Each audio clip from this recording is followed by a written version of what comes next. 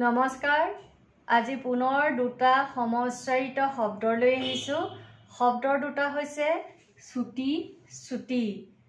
প্ৰথম হস্ৰৌকাৰ মূৰ্ধন্যত হস্ৰইকা ছুটি এই শব্দটোৰ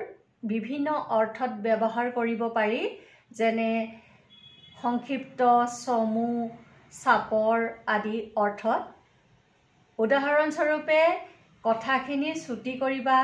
ভাষণটো ছুটি কৰিবা তোমাৰ কাপোৰযোৰ যথেষ্ট ছুটি তেওঁৰ যথেষ্ট ছুটি মানুহ আদি আনহাতে দ্বিতীয় হস্ৰৌকাৰ মূৰ্ধন্যত হস্ৰইকা ছুটি এই শব্দটোৰ অৰ্থ হৈছে নিৰ্দিষ্ট সময়